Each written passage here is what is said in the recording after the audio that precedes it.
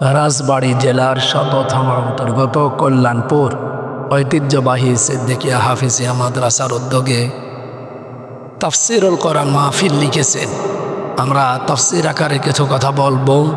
আমার আজকের আলোচনার বিষয়, আল্লাহ তাআলা কাদেরকে এই পৃথিবীতে হুমকি এবং ধমকি দিয়েছে। আপনি টের পাচ্ছেন কি বললাম? আল্লাহ নিজে হুমকি দিয়েছেন, ধমকি দিয়েছেন। আর আল্লাহর ধমকের হুমকির ভয় করে কারা? ফাযাক্কির বিল কোরআন মা ইয়াখাফু ওয়াঈদ। হে নবী, কোরআন দিয়ে উপদেশ দেবেন, আল্লাহর ধমকের ভয় যার ভেতরে আছে, এই লোকটা যেই হোক তার কাজ হবে।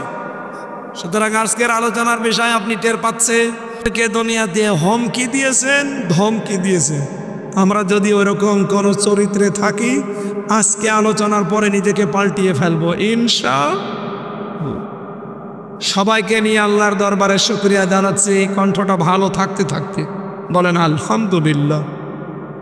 এত আসছে না, আপনারা জোরে বলেন আলহামদুলিল্লাহ। দরুদ আর সালাম পড়ছে আমাদের নবী মুহাম্মদুর রাসূলুল্লাহ সাল্লাল্লাহু আলাইহি ওয়াসাল্লামের প্রতি। রবিউল আউয়াল মাস চলে গেল না? আজকে রবিউল সানি 3 তারিখ চলছে, কিন্তু জানিয়ে এসেছিল আমরা তো কিছুই সেরকম নিতে পারিনি। আর রাজবাড়ির লোকেরা তো শুধু জিলাপি, খেজড়ি আর বিরিয়ানি এই নিয়েই শেষ করে দিয়েছে। আবার এরা শুনি যে মাঝে মাঝে এই মাস আসলে ঈদে মিলাদুন নবী বানায়। এটা সুস্পষ্ট বেদাত। ঈদে মিলাদুন নবী বলে পৃথিবীতে কিছু নেই, এগুলো মানুষের বানানো। আল্লাহ রাব্বুল আলামিন 2টা ঈদ দিয়েছেন মুসলমানদের জন্য, ঈদুল আজহা, ঈদুল ফিতর। এর বাইরে পৃথিবীতে কোনো ঈদ নেই। কেউ যদি নতুন করে ইসলামে কিছু আবিষ্কার করে যে এইটাও আর একটা ঈদ, সে কাফের। বলেন বলেন। এমনকি ইসলাম থেকে কেউ যদি ঈদ বাদ দিয়ে দেয়, যদি বলেন আমি ঈদুল আজহা মানি, ঈদুল ফিতর মানি না, সেও কাফের। কারণ বিধানটা কার? আপনি নতুন করে কোনো বিধান এখানে দিতে পারবেন না। এটা সারা বাংলাদেশের 64 জেলাতে বেশি হয়, চট্টগ্রামে আর রাজবাড়িতে। এত আবেগ আপনাদের। একজন সাহাবী রাসূলকে যে ভালোবাসা দিয়েছে, পুরা রাজবাড়ি জেলা মিলে দিতে পারবেন? কোথায় পেয়েছেন আবেগ? আপনি দেখেন তো কোরআন হাদিস পড়ে। নবীজির ইন্তেকালের পরে একজন সাহাবী 90 বছর বেঁচে ছিলেন। 90 বছর। হযরতে সুহাইল রাদিয়াল্লাহু তাআলা আনহু, তার পুরা জীবন পড়েছি আমি। কোনোদিন তিনি এই 90 বছরে ঈদে মিলাদুন নবী পালন করেননি। মানুষের জন্ম মৃত্যু আসবে যাবে, এইটা নিয়ে আনন্দ করা, দুঃখ করার কিছু নেই। কত দিবস বানিয়েছে বাংলাদেশে দেখেন তো। একজন মানুষ জেল খেটে বাড়ি আসে, সেটার নাম দিয়েছে জেল দিবস। বাইরের দেশ থেকে আসে বলে প্রত্যাবর্তন দিবস। গত 2 দিন আগে ছিল স্ত্রীকে চুমা দেওয়া দিবস। যাদের বউ নেই ওরা যে কি ঝামেলা ছিল। মানে ফেসবুকে দেখে ম্যাডাম আরে বাবা মানে সকালবেলা বলছে, কই তুমি তো কিছু করো না। কি করব? যে এই দেখো আজকের বিশ্ব চুমা দিবস। আমি তো পিরাই দিই, এখন আর দিয়ে কি করব? এইটা দিয়ে এই দিবসটা আর বানানোর দরকার নেই। পৃথিবীতে আল্লাহর পাঠানো দিবস 2টা, ঈদুল আজহা, ঈদুল ফিতর। এর বাইরে কোনো জন্ম দিবস নেই, মৃত্যু দিবস নেই, জেল দিবস নেই, চুমা দিবস নেই।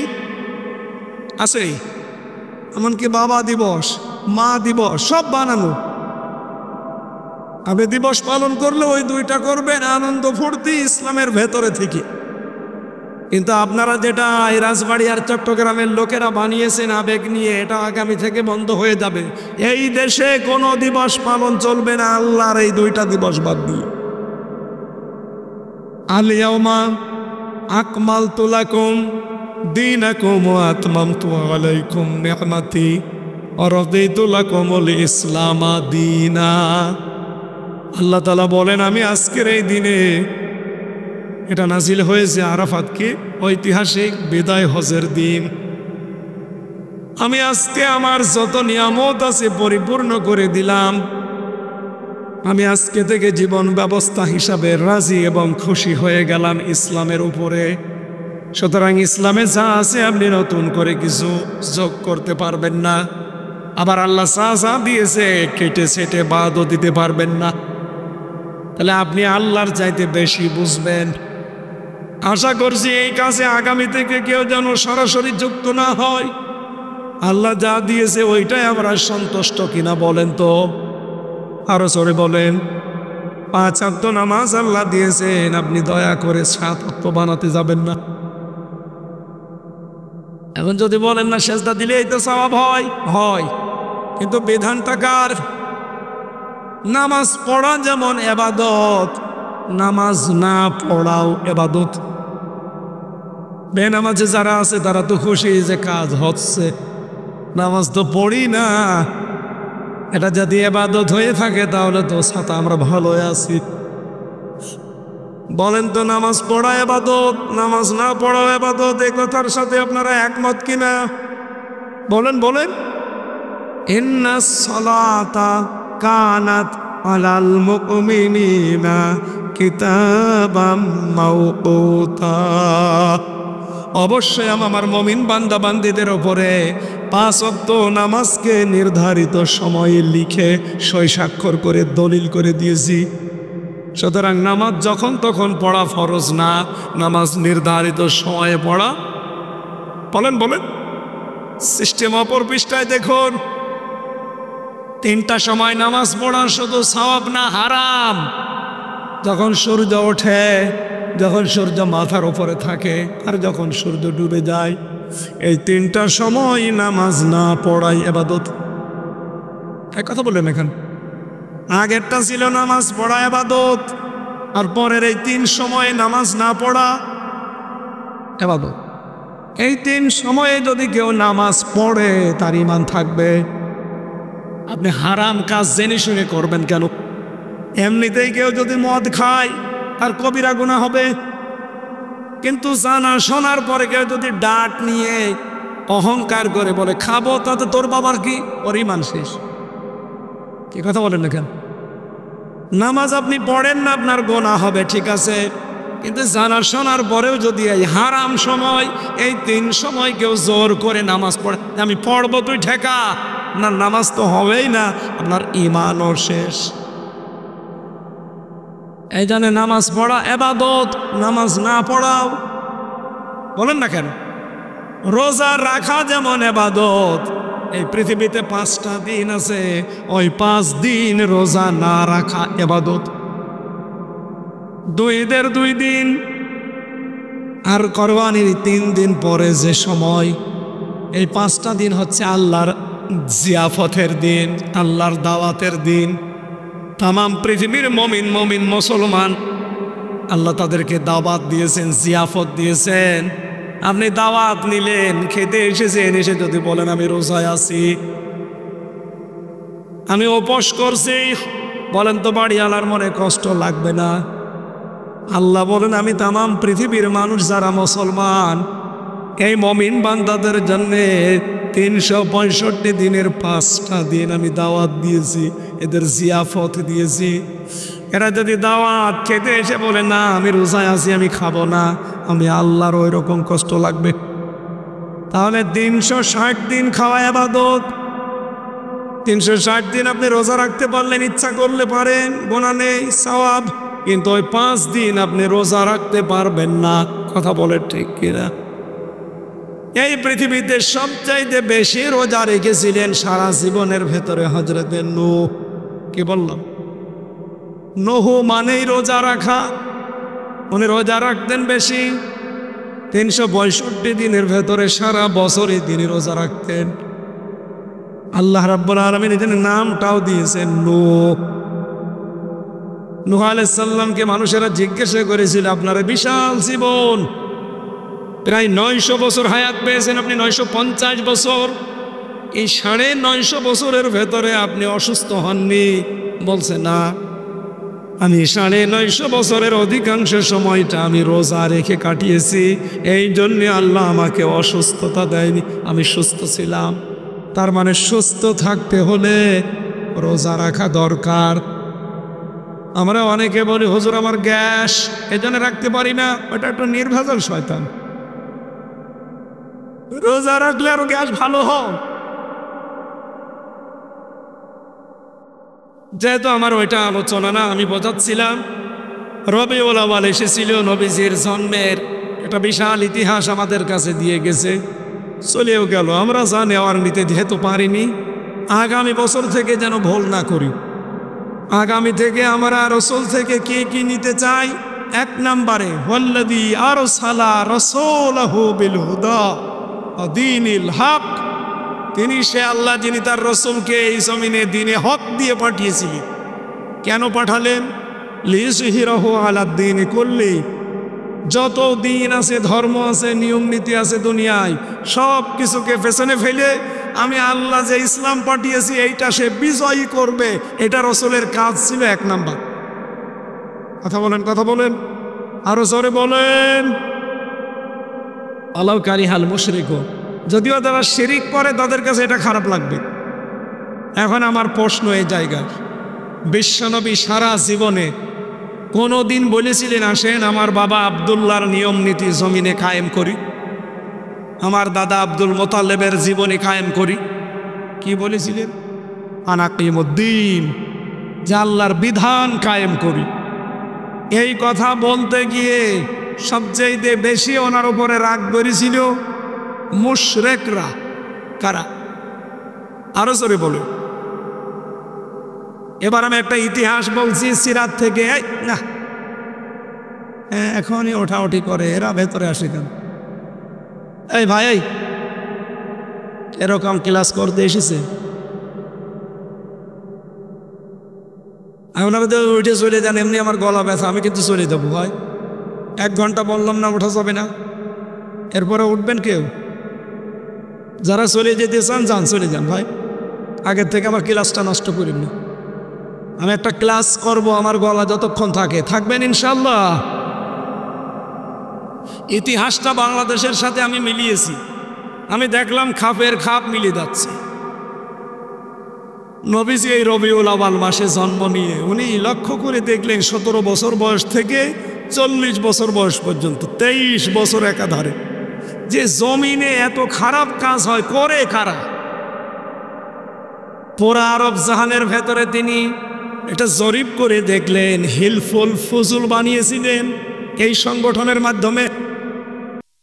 23টা বছরে তার কাছে রিপোর্ট এসেছে এটা যে এই দেশে 36টা গোত্র আছে। কয়টা? আমাদের দেশে গোত্র আছে কয়টা আপনি জানেন না? না, সারা বাংলাদেশ আপনি ইতিহাস পড়েন 36টা।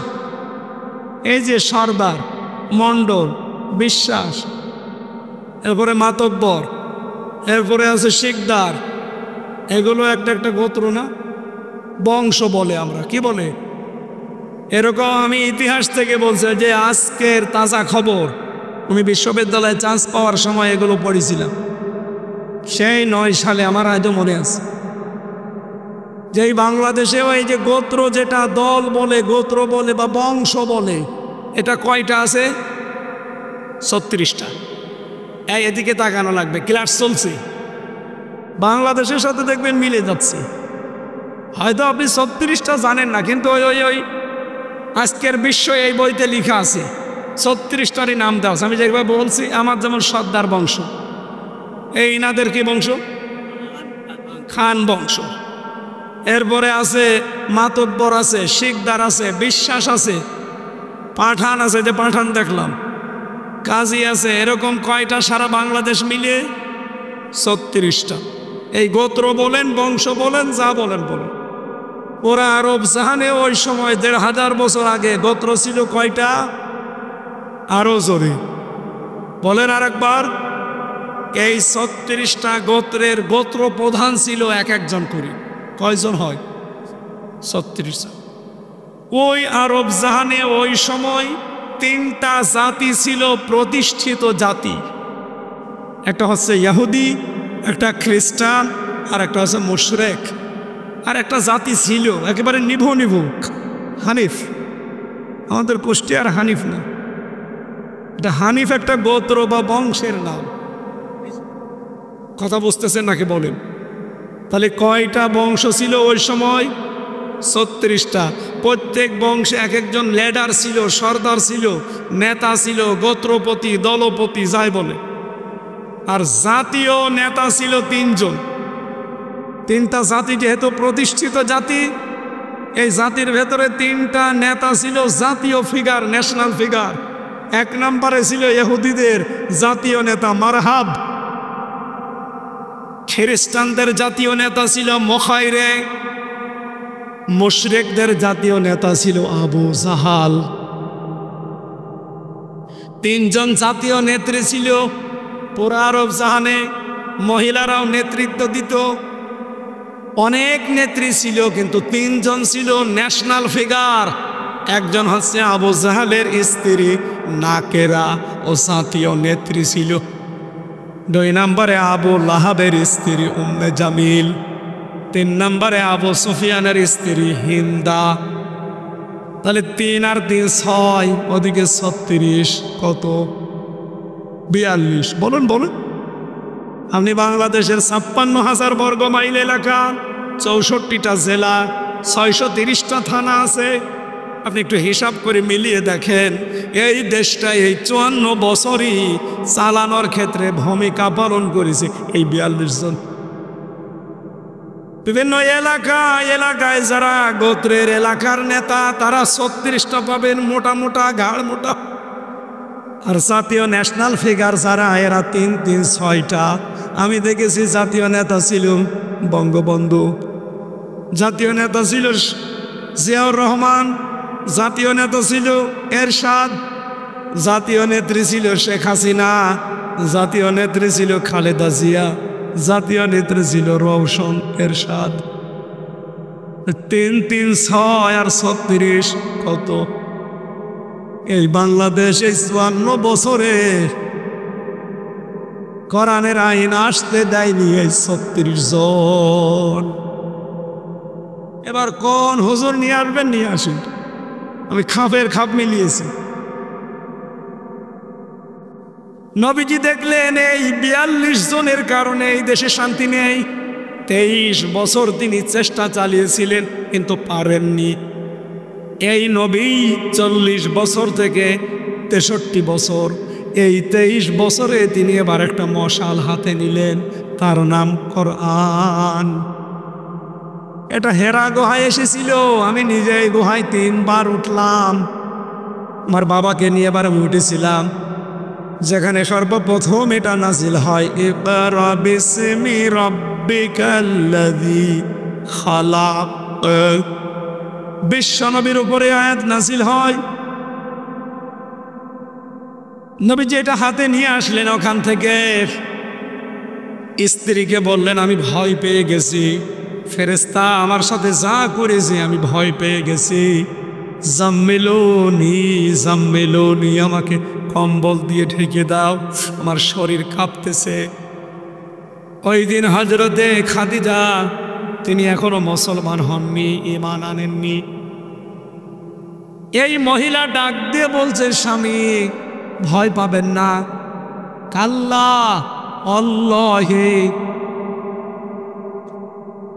লা ইউখজিকাল্লাহু আবাদান। আল্লাহর কসম করে বলছি, আল্লাহ আপনাকে কোনোদিন ভয় দেখাতে পারে না। রাজবাড়িবাসী, আপনার স্ত্রী যদি খাদিজার মতো, এখানে খাদিজা 5টা কথা বলেছিলেন স্বামীকে ওই দিন অভয় দিতে। কোন স্বামী সম্পর্কে যদি স্ত্রী এই 5টা কথা বলতে পারে, সেই স্ত্রীর সার্টিফিকেট অনুযায়ী স্বামী যেন মনে করে সে একজন ভালো স্বামী। খাদিজা বলেছিল, আপনি ভয় পাবেন না, আল্লাহ আপনাকে কখনোই ভয় দেখাতে পারে না। আমার প্রশ্ন, খাদিজা কি মুসলমান? বলেন না কেন? ঈমান এনেছেন? অথচ এতটুকু একটা বাক্যের ভেতরে হযরতে খাদিজা আল্লাহর নাম বললেন 2 বার। আল্লাহি, আল্লাহর কসম, লা ইউখজিকাল্লাহু আবাদান, আল্লাহ আপনাকে কখনো ভয় দেখাতে পারে না। বলেন তো খাদিজা এতটুকু বাক্যে আল্লাহর নাম বললেন কয়বার? এখনো ঈমান আনেনি, তারপরও বাক্য বললেই তিনি 2 বার আল্লাহর নাম নেয়। অথচ আমরা ঈমানদার, আমাদের মুখে আল্লাহর চাইতে বাবার নাম বেশি।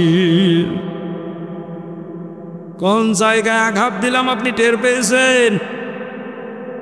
একেবারে ওই জায়গা মতো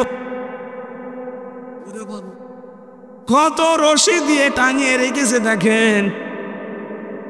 ওখানে আমার আল্লাহর নামের চাইতে বাবার নামের জিকির বেশি হয়। আমি কমপক্ষে 5 বার গেছি ওখানে, ভেতরে গেছি 2 বার, আর আশপাশে ঘুরেছি 3 বার। আমি দেখতে গিয়েছিলাম যে শিরিকটা কোন পর্যায়ে। আসরের নামাজ পড়ে একবার মসজিদে বসলাম, দেখলাম সবাই ঘুরে বসেছে। আমি ঘুরি নাই, আমি দোয়া পড়ছিলাম, কারণ ফরজ নামাজ শেষ হয়ে গেলেই কিছু দোয়া দরুদ পড়া লাগে। সালাম ফেরানোর পরে আল্লাহুম্মা আমিন না, সালাম ফেরানো হয়ে গেলেই বলবেন আল্লাহু আকবার। কয়বার? 1 বার। আস্তাগফিরুল্লাহ 3 বার। আল্লাহুম্মা আনতাস সালাম ওয়া মিনকাস সালাম তাবারাকতা ইয়া যাল জালালি ওয়াল ইকরাম 1 বার। আয়াতুল কুরসি যেটা আছে সূরা বাকারার 255 নম্বর আয়াত 1 বার। এরপরে প্রায় কয়েকশো দোয়া আছে, যদি মনে থাকে পড়েন, না হলে মাস্ট বি এগুলো পড়বেন। আমি এগুলো পড়ছিলাম, সবাই দেখি ঘুরে পড়েছে। কে গো সবাই এমনি ঘরে কেন পেছনে? শুধু আমি একা বাকি। আমার পাশে যে ছিল বসে, ঘরেন কেন? বাবা এখন তাওয়াজ্জু দেবে। ইমাম সাহেব যিনি আছে উনি একটা আয়াত পড়ছিল,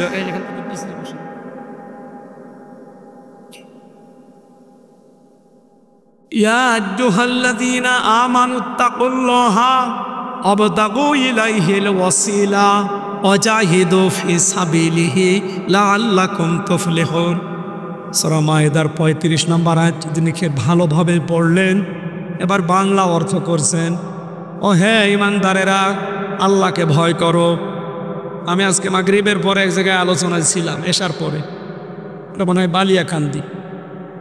আল্লাহকে ভয় করো এই শব্দের উপরে আমি কথা বলেছি ওখানে 45 মিনিট, আমার ভাঙ্গা কণ্ঠ নিয়ে। মাহফিলটা মিস্টেক হয়ে গিয়েছিল। আমি তো জানতাম আজকের শুধু এইটা, ওইটা যে ছিল আমি জানতাম না, আমার মনেও ছিল না, মানে মিস্টেক হওয়ার কারণে। তারপরও ওখানে হাজারো মানুষ, না গেলে হয় না, এই জন্য নিয়ে গিয়েছিল। আমরা বাংলাদেশে একটা ভুল ধারণায় আছি। ওই ইমাম সাহেব যেমন বলছিলেন যে আল্লাহকে ভয় করো, আল্লাহকে ভয় আপনি কিভাবে করবেন? বড় আমার মতো জব্বা গায়ে দেবেন, পাগড়ি আধা মাথায় দেবেন, হাতে একটা তসবি নেবেন, দুনিয়ার কোনো দিকে তাকাবেন না, শুধু নিচের দিকে তাকিয়ে সুবহানাল্লাহ, আলহামদুলিল্লাহ, আল্লাহু আকবার, কাউকে কিছু বলি না, কিচ্ছু দেখি না। বিশাল বুজুর্গ না? কথা বলেন না কেন?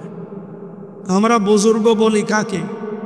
যে তাকওয়া অর্জন করে মুত্তাকি হয়, আল্লাহওয়ালা হয়, তাকে আমরা বুজুর্গ বলি। ঠিক আছে? তো এইটা কি বুজুর্গর নমুনা?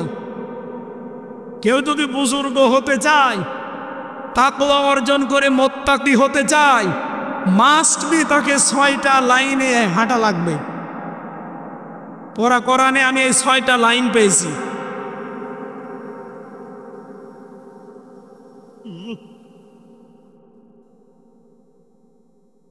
পানি গরম নিয়ে আসে আর একটু থাকলে দেন।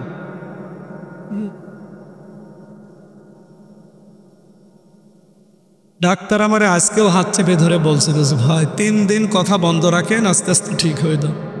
আমি বললাম 3 দিন মানুষ ছাড়বে? এই মাহফিলগুলো 2-3 মাস আগে নেওয়া থাকে, হাজারো মানুষ এসে তো বসে থাকবে। ওরা তো জানছে না হুজুরের কথা বের হচ্ছে না, এসে যাই না পাবে তখন গালি দেবে, এ হুজুরের কথা ঠিক নেই। এই গরমে কিছুই হবে না। আমার যে গলার অবস্থা এখন টিরাক চলে গেলেও কিছু হবে না।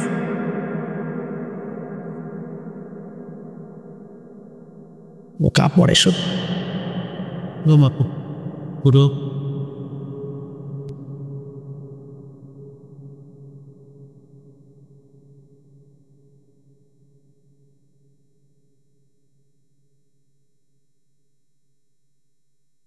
এভাবে কথা বললে হবে? ঠিক আছে। এখন তো সেই 18 সালের মতো চিল্লাতে পারছি না, সিনা আমারও সব শেষ করে দিয়েছে। ওই মহিলার উপরে রাগ হয় এই কারণে, ও নয় হব স্বামীর বাড়ি যেই বসে আছে, আমি যাবো কার বাড়ি?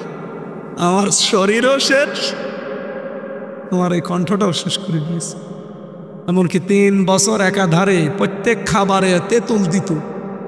ডাল রান্না করে তেঁতুল দেয়, সবজি রান্না করে তেঁতুল দেয়, এমনকি মাছ রান্না করতো তেলাপিয়া আর পাঙাশ, তেঁতুল দেয়।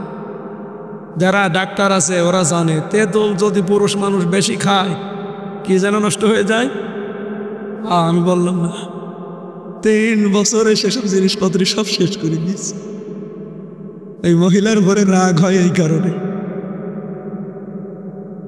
কি লাভ করলেন আলেমদেরকে জেলে দিয়ে? নিজে তো থাকতে পারলেন না, আর আসতে পারবেন সে গ্যারান্টিও বাংলাদেশে নেই। যা করিয়েছেন আর আজকে তা ফাঁস হয়ে গেছে, এদেশে আপনাকে পেলে কুকুর পর্যন্ত কামড়াতে দেবে।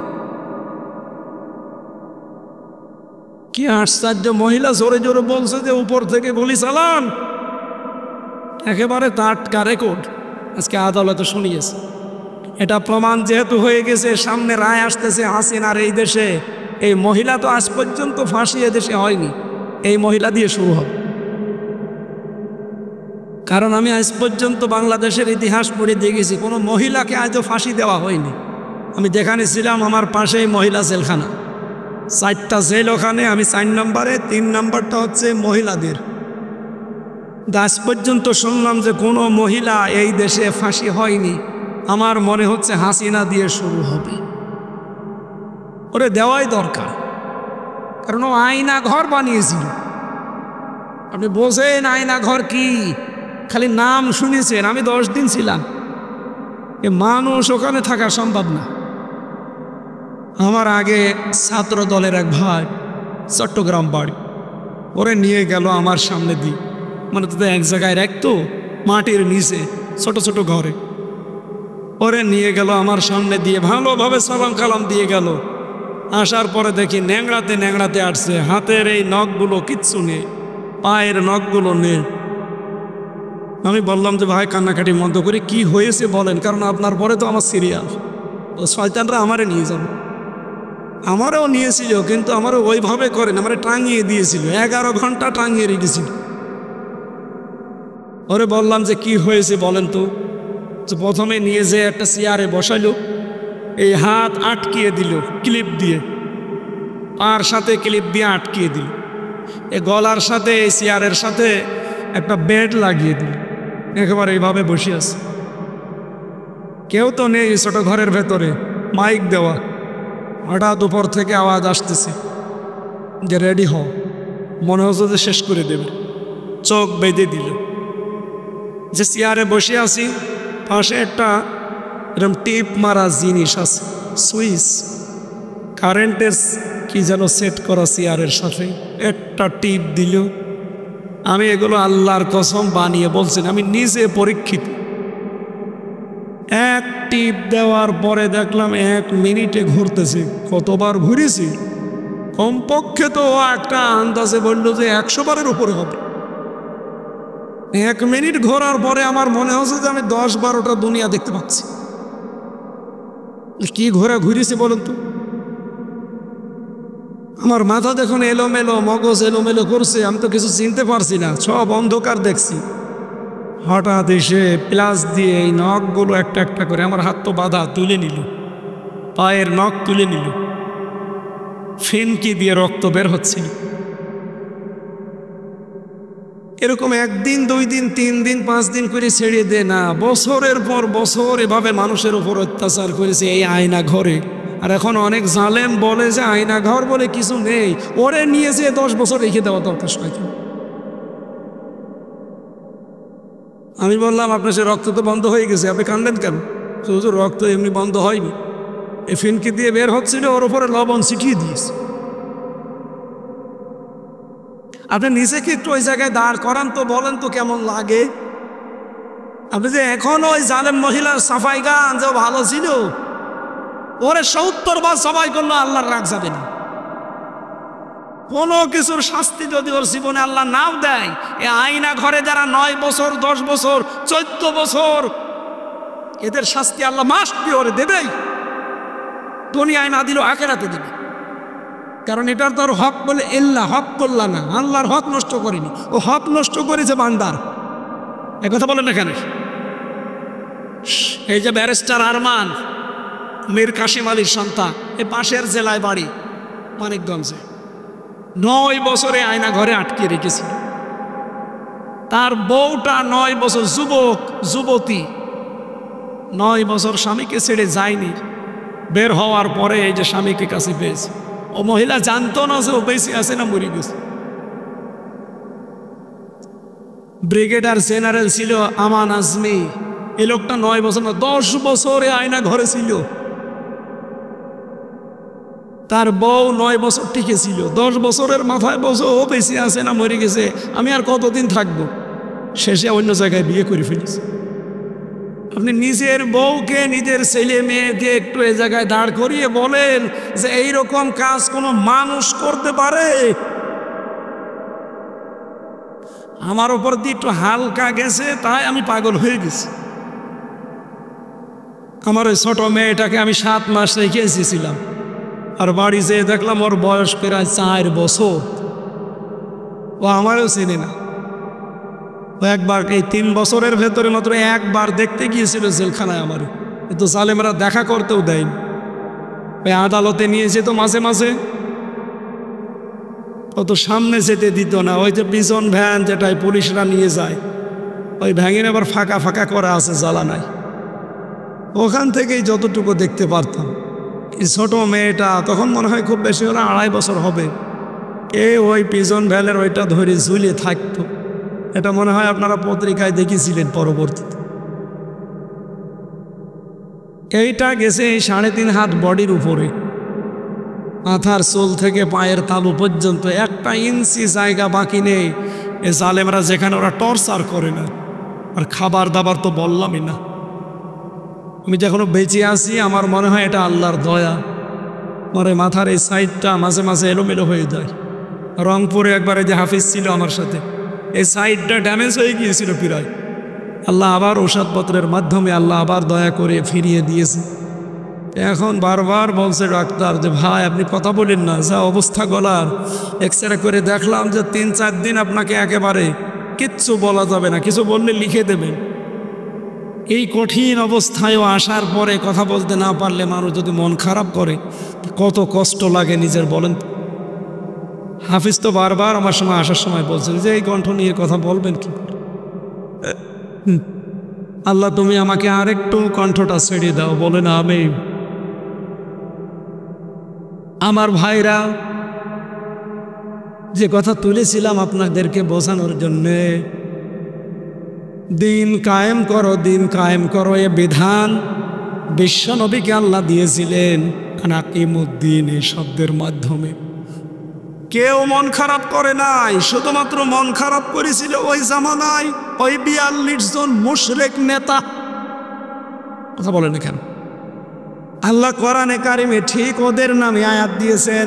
এটা সূরা শূরা 25 নম্বর পারা 3 নম্বর পৃষ্ঠা 9 নম্বর লাইনের 13 নম্বর আয়াতের শেষের আগে আছে, কাবর আলালে মুশরিকিনা মা তাদউহুম ইলাই।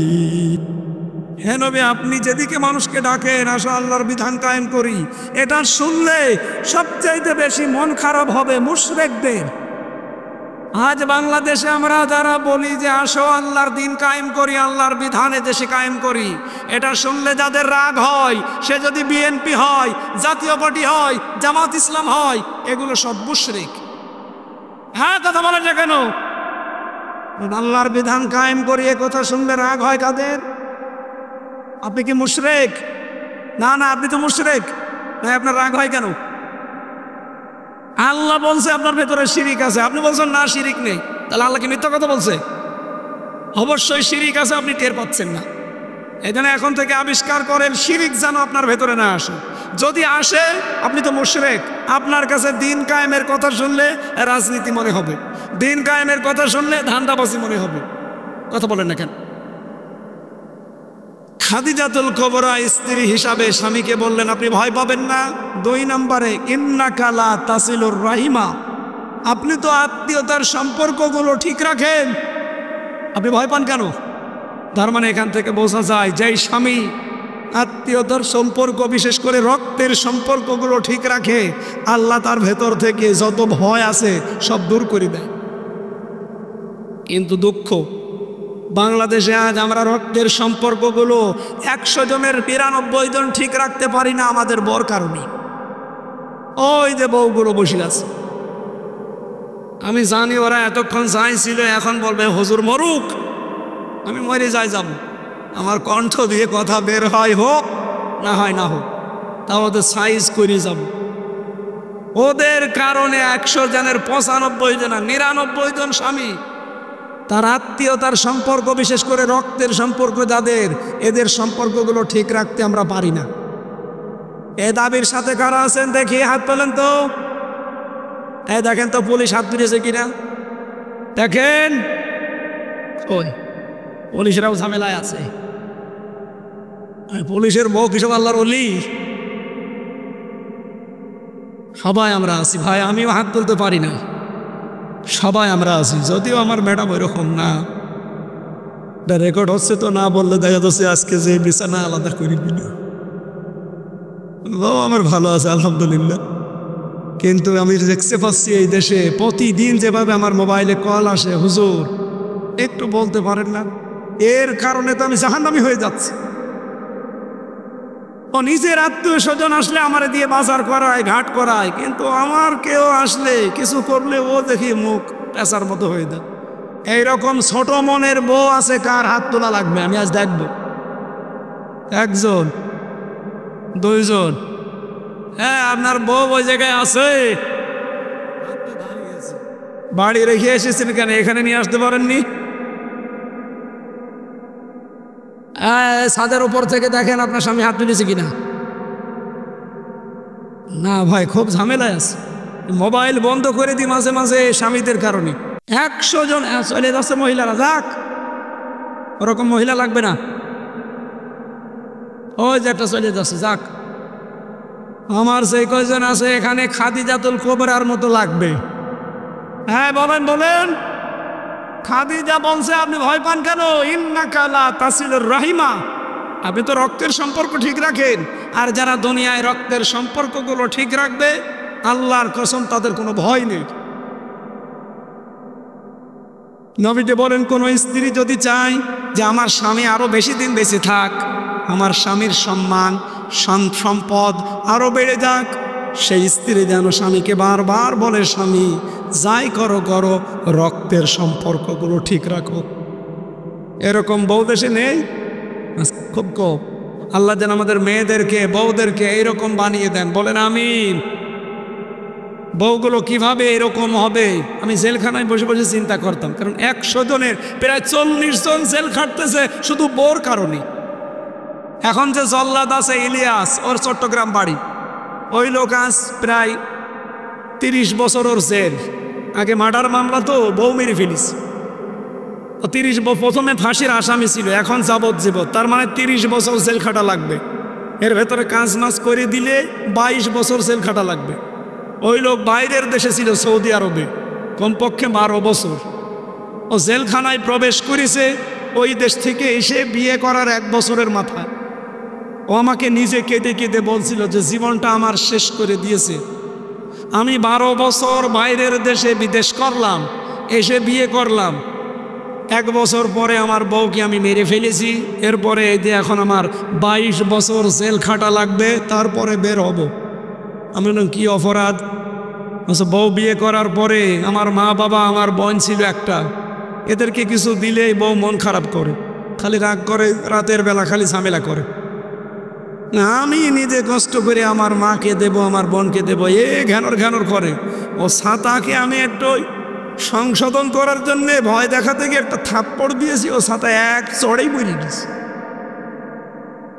মানে ওইটা লেগেছিল হয়তো জায়গা মতো, মরে গেছে। আর ওর বাবা মা ভাই বোন যারা আছে তারা মার্ডার মামলা দিয়েছে, এই যে আমি পড়ি আছি। তো বলেন ইলিয়াসের বয়স কমপক্ষে কত? 50-55 বছর হবে।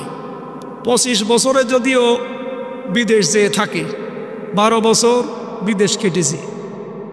এরপরে প্রায় কত 22 বছর জেল খাটা লাগবে ওর। এখানে প্রায় 12 বছর হয়ে গেছে, এখনও 10 বছর খাটা লাগবে। তাহলে 12 24 আর ওদিকে 25 49, আরও 1 বছর বিয়ে করেছিল 50। ঠিকই আছে। ও আমারে বলছিল যে এরকমই বয়স হবে আমার। ও এখন জল্লাদের কাজ করে, মানুষকে ফাঁসি দেয়। একটা ফাঁসি দিতে পারলে 4 মাস জেল মাপ। এরকম 50টা যদি ফাঁসি দিতে পারে কয়েক বছর মাফ হয়ে যাবে। এর আগে ছিল শাহজাহান জল্লাদ, ও 54 জন ফাঁসি দিয়েছে। ওর জেল ছিল মনে হয় 64 বছর। আমি একবার জিজ্ঞাসা করলাম, জল্লাদ সাহেব আপনার জেল কত বছর? বলছে খুব বেশি না, 64 বছর। কত বছর আছেন? 30 বছর। 30 বছর জেলে আছে, বিয়ে করেনি লোকটা। পরবর্তীতে এসে মনে হয় বিয়ে করে মরে গেছে। আমি তখন জেলে ছিলাম। তো এই লোকটা বলেন তো খুব বড় অপরাধ করে এই জীবনটা শেষ করে দিল, নাকি একটা ছোট্ট কাজ? এরকম অপরাধ আমরাও হয়তো করি, ওরকম জোরে লাগে না, এই জন্য ছাতা মরে না। আপনি স্ত্রী হিসাবে তো আর দেখেন মহিলারা চলে যাচ্ছে, আল্লাহ আমি আর মেয়েদের ওয়াজ করবো না, নাউজুবিল্লাহি মিন যালিক। বাদ, ও দরকার নেই, ছাতা সব চলে যাবে শেষে।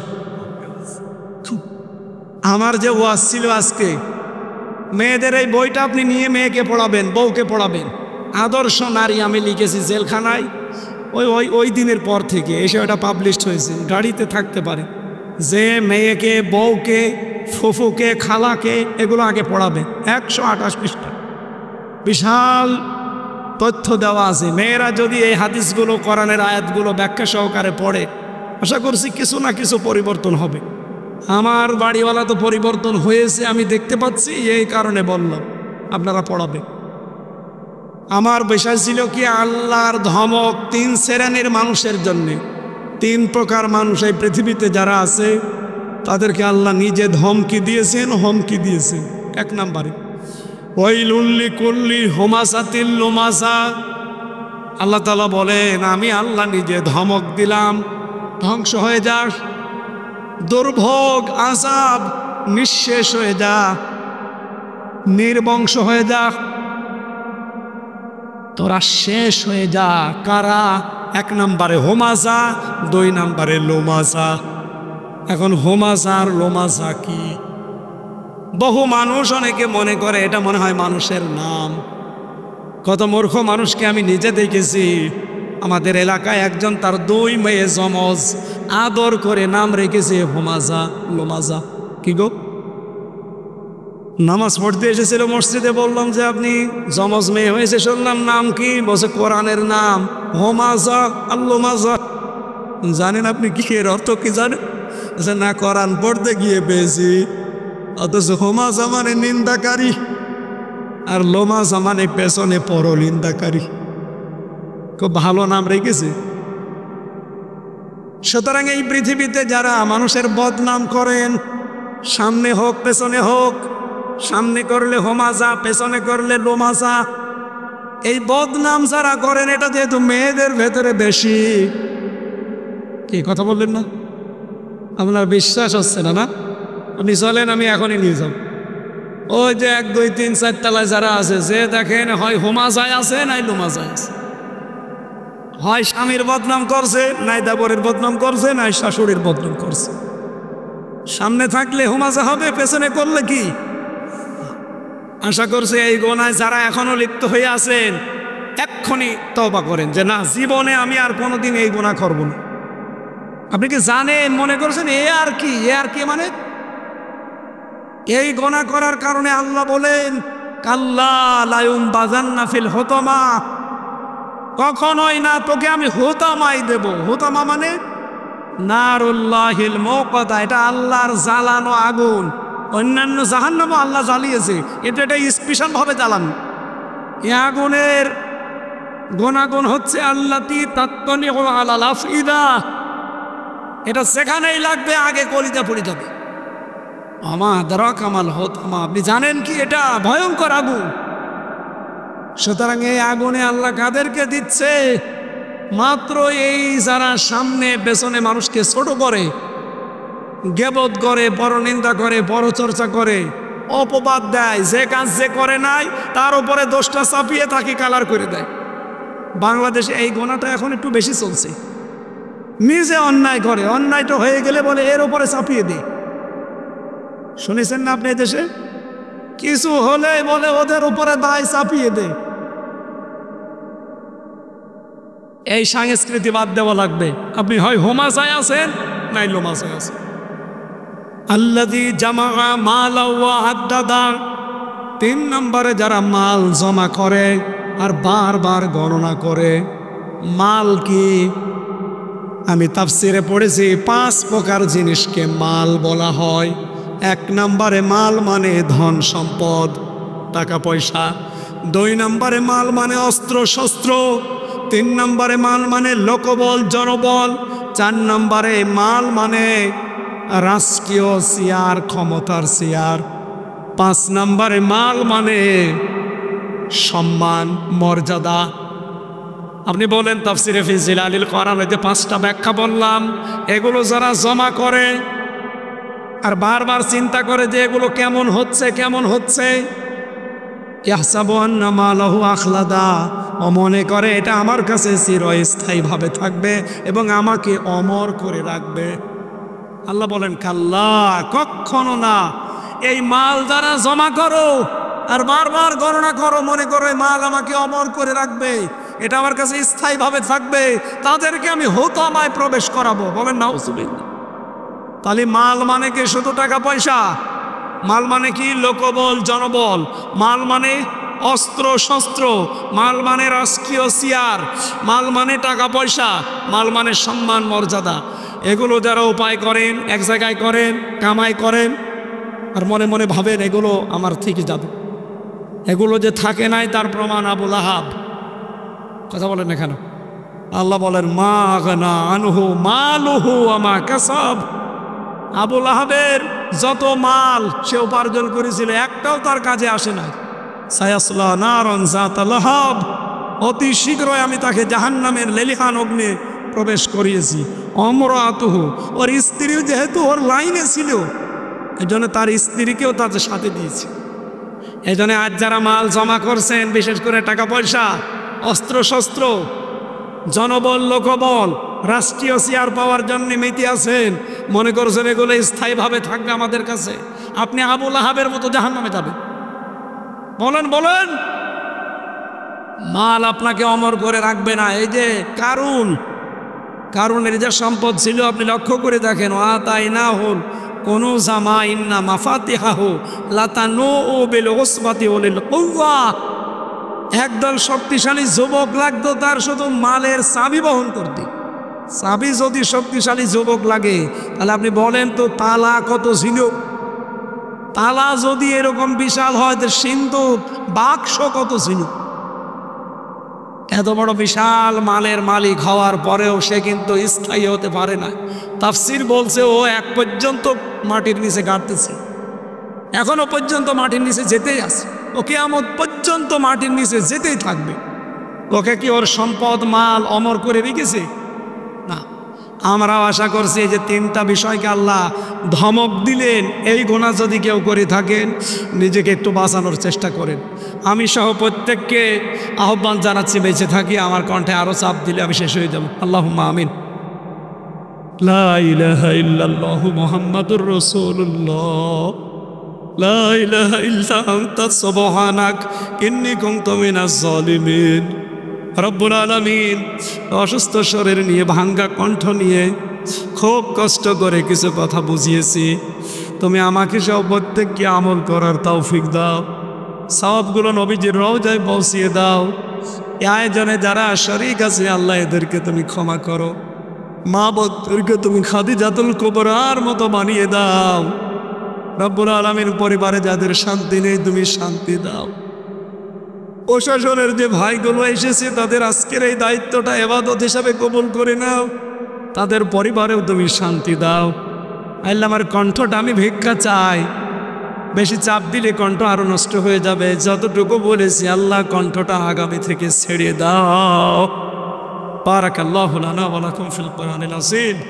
শেষ কথা যেন বলতে পারি লা ইলাহা ইল্লাল্লাহু মুহাম্মাদুর রাসূলুল্লাহ। কণ্ঠ এটা আল্লাহর দান, আশা করছি আল্লাহ ছেড়ে দেবে। এতগুলো বান্দা বান্দি আল্লাহ মাহরুম করবে, কণ্ঠ যেন ছেড়ে দেয়। আর যদি ওনার ইচ্ছা থাকে যে না দরকার নেই, তাহলে আমরা যেভাবে আছি আলহামদুলিল্লাহ আলা কুল্লি হাল, সর্ব অবস্থায় প্রশংসাকার, আমরা সব সময় খুশি। আল্লাহ বললেন আমি পৃথিবীতে বনি আদম সন্তানকে সম্মান দিয়েছি।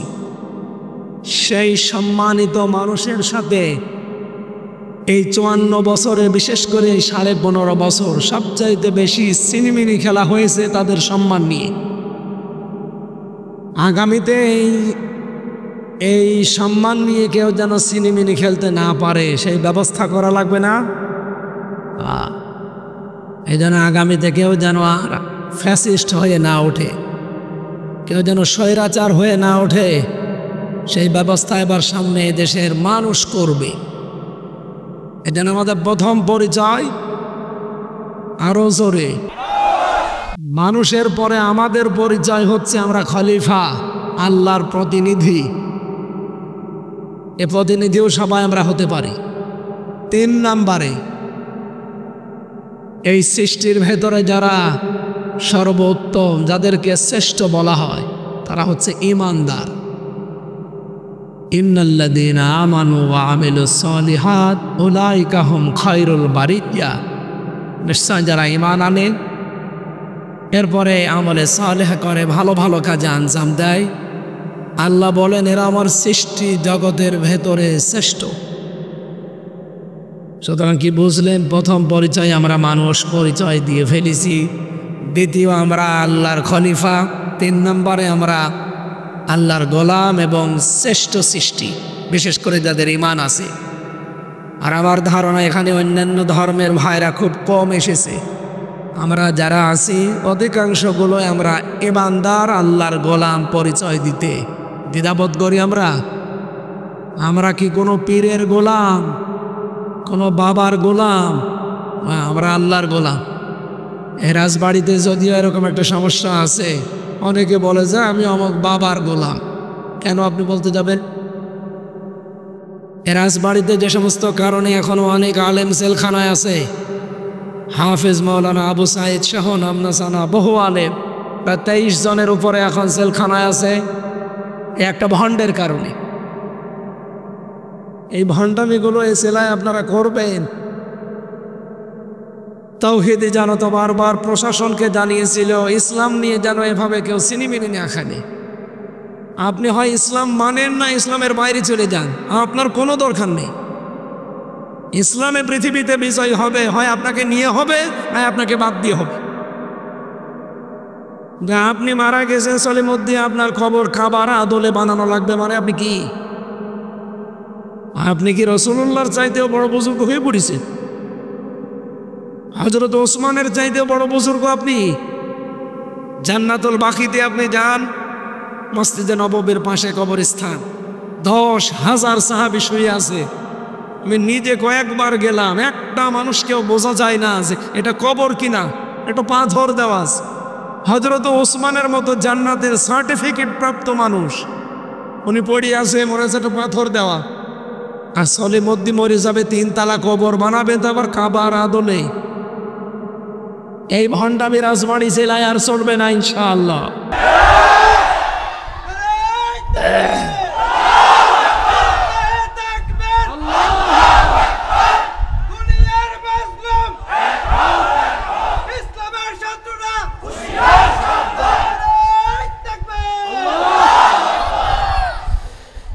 সুতরাং এ জেলায় যেহেতু আমরা গোলাম কোনো পীরের না, বাবার না, আমরা গোলাম কার? আমরা অবিলম্বে এই নিকৃষ্ট কাজের ধিক্কার জানাচ্ছি, যারা এই ঈমান বিধ্বংসী কাজে বাধা দিতে গিয়ে প্রশাসনের হাতে গ্রেপ্তার হয়ে এখন জেলখানায় আছে, মানবেতর জীবনযাপন করছেন। আহ্বান জানাবো যারা দায়িত্বে আছেন অতি শীঘ্রই তাদেরকে নিঃস্বার্থ মুক্তি দেওয়া হোক। এই দাবি আপনাদের আছে না? আমার কণ্ঠ ভাঙা, এর জন্য আমি জোর দিতে পারছি না। এর উপরে বেশি জোর দিলে এ ছাতা দেখা যাচ্ছে রওশনের সাথের মতো, আর চলবে না। যতটুকু আছে আমরা পরিষ্কার ভাষায়, যদিও নরম ভাষায় বলছি, আমাদের ভাষা পরিষ্কার। আলেমদেরকে মুক্তি দেওয়া লাগবে, এটা আর হাসিনার আমল নেই। 2000-এর উপরে মানুষ জীবন দিয়ে আপনাদেরকে বসিয়েছে। আপনারা যদি এদেশে আবারও বৈষম্য তৈরি করেন, শিরিক বেদাত যেটা মানুষের ইমান ধ্বংস করে, ওগুলো যদি আবার জিয়ানো থাকে, তে আমরা জীবন দিলাম কি খেলা করার জন্যে? জীবনকে আরও দেওয়া লাগবে সামনে। যদিও গোপন ষড়যন্ত্র চলছে আজ 2 দিন একটা, আপনারা জানেন কিনা জানি না। এই 2 দিন কিন্তু একটা গোপন ষড়যন্ত্র চলছে। অনেকে আবার সেই হাসিনা মার্কা ইলেকশন না, অনেকে সিলেকশন করার চেষ্টায় আছে, যে শুধু ঘোষণা দিয়ে দেবেন 153 জন। সে জামানা গুজার গিয়া, সে সময় এখন আর নেই। কথা বলেন, এই দেশে এখন কেউ দায়িত্ব নিতে হলে তাকে সিলেকশন না, ইলেকশন করে আসা লাগবে। আল্লাহ বলেন, হুয়া জিতাবাকুম, তিনি তোমাদেরকে নির্বাচিত করেন। নির্বাচিত করা হয় যে পদ্ধতি, তার নাম নির্বাচন। সে নির্বাচনই যদি না হয়, নির্বাচিত প্রতিনিধি যদি না আসে, শুধু সিলেকশন আসে, তারা আবার ফ্যাসিস্ট হয়ে উঠবে। যেমন উঠেছিল হাসিনা এবং তার দোসররা। তারা যে ফ্যাসিস্ট ছিল শুধু বাংলাদেশ না, তাম দুনিয়া এখন জানে। আজকে একটা অডিও রেকর্ড আদালতে ফাঁস করা হয়েছে। কি কথা বলেন না কেন? অডিও রেকর্ড অলরেডি ফাঁস করা হয়েছে আন্তর্জাতিকভাবে। এটা স্বীকৃত যে বিমান থেকে, হেলিকপ্টার থেকে গুলি করার নির্দেশ দিয়েছে সরাসরি হাসিনা। এবং তার পাশে দেখলাম আমাদের কুষ্টিয়ার নুনু, ইনু ইনু, ওরে তো নাম আমি ইনু বলতে চাই না, নুনু, এই নুনু দেখলাম ও বলছে ঠিক আছে চালান, তার মানে ও এর সাথে জড়িত। আমরা চাই মানুষ হত্যাকারীর সাথে যারাই জড়িত তাদের আদালতে বিচার হওয়ার পরে নির্বাচন দেওয়া লাগবে। নয়তো আবার যেন তেন ভাবে দেবেন, এরা আবার সে আবার পাথর দিয়ে মানুষ হত্যা করবে। করছে না অনেকে, এটাকে হতে দেবেন? আপনারা রাজবাড়িতে যে লোকটার লাশ এই কাবার আদলে খবর দেওয়া ছিল, তুলে অনেকে পুড়িয়ে দিয়েছে। কারা দিয়েছে আমরা জানি না, এইটা ঠিক হয়নি। মুসলমান দাবি করলে তাকে পোড়ানো ঠিক না, কিন্তু সে যা কথাবার্তারা বলেছে এটা মুসলমানের মও থাকে না। অলরেডি কাফের, মোরতাদ, মুশরিক হয়ে গেছে। ও যা যা করেছে ও মুসলমান থাকার কথা না। আলেমরা তো এমনি প্রতিবাদ করেন। সুতরাং এই পোড়ানোর সাথে যদি কেউ জড়িত থাকে, এই নিকৃষ্ট কাজের জন্য তারা শাস্তির আওতায় আনবে। কিন্তু যারা বিনা অপরাধে, আবু সাইদের মতো মানুষরা জেলে আছে, আমরা চাই তাদেরকে অন্তত নিঃস্বার্থ মুক্তি দিয়ে পরিবারের কাছে ফেরত দেওয়া হোক। একেবারে নিরীহ একটা ছেলে, রাজবাড়ির গোয়ালন্দ এলাকায় বাড়ি। আমি আসলে মাঝে মাঝে দেখা হয়। হাফেজ মাওলানা আবু সাইদ, কোরআনের হাফেজকে এইভাবে কষ্ট দিলে, হাসিনা আলেমদের কষ্ট দিয়ে কি করেছে আপনি দেখতে পাচ্ছেন না? ও কিন্তু আলেমদের বর দোয়ায় চলে ফুড়ে মরিছে। এখন যারা আছেন আপনারাও কিন্তু এভাবে আলেমদের কষ্ট দিলে ওর মতো শেষে দেশ ছেড়ে পালাতেও পারবেন না। অন্য স্বামী ছিল, পালিয়েছে। আপনার কি আছে? আপনার স্বামী আছে? আল্লাহ আমাদেরকে শিরিক এবং বেদাত থেকে মুক্ত একটা রাজবাড়ি দান করেন। আপনার বেশি আমল করার দরকার নেই ভাই, আপনি অল্প আমল করেন। আখলিস দীনাকা ইয়াকফিকাল আমালুল কলিল। তোমার ইমানটাকে খাঁটি করো, নির্ভেজাল করো। কোনো ঝামেলার ভেতরে শিরিক, বেদাত, কুফর, জুলুমের ভেতরে মিশ্রণ করো না নিজের আমলকে, ইমানকে। অল্প কিছু করো, এইটাই নাজাত পাওয়ার জন্য যথেষ্ট হয়ে যাবে। এই জন্য গাড়ি গাড়ি ইবাদত করা লাগবে না, আপনি অল্প করেন, কিন্তু এটা হওয়া লাগবে নির্ভেজাল এবং খাঁটি। কথা বলেন না কেন? দুধের ভেতরে পানি দিয়েছেন অর্ধেক দিয়ে 10 মণ বানিয়েছেন, আর দিকে 1 পোয়া দুধ আছে একেবারে নির্ভেজাল। শরীরের জন্যে সবচাইতে উপকারী কোনটা বলেন তো? এই 1 পোয়া। আমরা রাজবাড়িকে 1 পোয়া বানাতে চাই এবং খাঁটি 1 পোয়া। কথা বলেন না কেন? হাজার হাজার মানুষের দাবিদার, অথচ প্রকাশ্য শিরিক চলবে, বাবার নাম নিয়ে বেদাত চলবে, কুফরি করবে, আর আপনারা বসে বসে বলবেন যে যে যা করছে করুক গা, লা ইলাহা ইল্লাল্লাহ, কাউকে কিছু বলবো না। আমরা কিয়ামত পর্যন্ত লা ইলাহা ইল্লাল্লাহ কবুল হবে না। এজন্য শিরিক আর বেদাত মুক্ত একটা রাজবাড়িতে আমরা বসবাস করতে চাই। এই নিয়ত নিয়ে যারা বসে আছে, আমরা এরকম কিছু কথা শোনাবো।